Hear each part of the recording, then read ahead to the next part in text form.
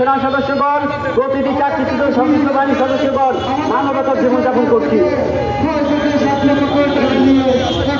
সকল প্রকার ভুল ত্রুটি, দলমত, ধর্ম, বর্ণ নির্বিশেষে আমরা নিজ নিজ ইউনিটে চাকরি করতে ইচ্ছে পোষণ করে ইতিমধ্যে মাননীয় রাষ্ট্রপতি, মহামান্য রাষ্ট্রপতি, মাননীয় প্রধান উপদেষ্টা, মাননীয় সেনাবাহিনী প্রধান, মাননীয় আইন বিচার সংসদ ও বিচার বিষয়ক উপদেষ্টা, মাননীয় তথ্য ও প্রযুক্তি উপদেষ্টার কাছে চিঠি পাঠিয়েছি।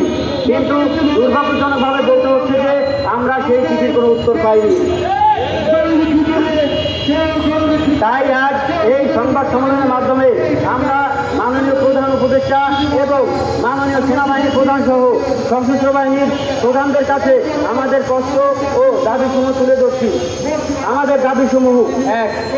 চাকরিচ্যুত সময় থেকে অদ্যাবধি সম্পূর্ণ বেতন ভাতা ও অন্যান্য সুযোগ সুবিধা সহ চাকরি পুনর্বহাল করতে হবে।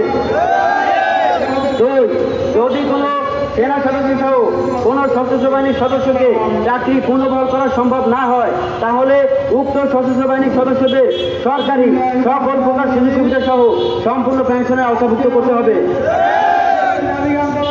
৩.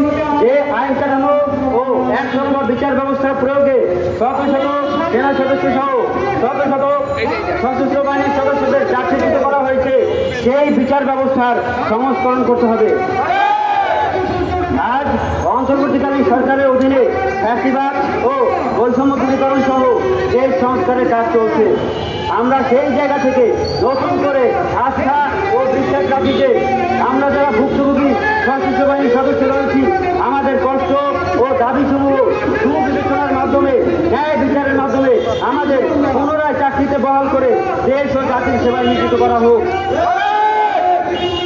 আমরা এই সংবাদ সম্মেলনের মাধ্যমে বৈষম্যবিরোধী ছাত্র আন্দোলনের শিক্ষার্থী সহ দেশের ছাত্র জনতার কাছে অনুরোধ জানাচ্ছি যে আমাদের কষ্ট ও দুর্দশার কথা বিবেচনা করে আপনারা আমাদের দাবি আদায়ের পক্ষে কাজ করুন এবং আমাদের পাশে থেকে আমাদেরকে সহযোগিতা করুন।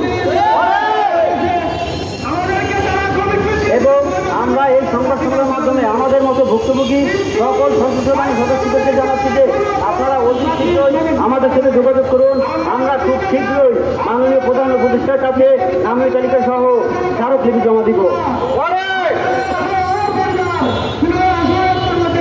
পরিশেষে আমরা বলতে চাই, ধনধান্যে পুষ্পে ভরা আমাদের এই বসুন্ধরায় সকল প্রকার ফ্যাসিবাদ ও সকল প্রকার বৈষম্য দূরীকরণ হয়ে একটি গণতান্ত্রিক রাষ্ট্রে পরিণত হোক।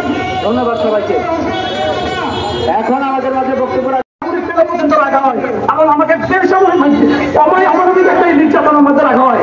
আমার স্ত্রী চিকিৎসার ব্যবস্থা ছিল, আমার স্ত্রী দরবার সমস্যা ছিল, আমার স্ত্রী চিকিৎসা পর্যন্ত বন্ধ করে দেওয়া হয়।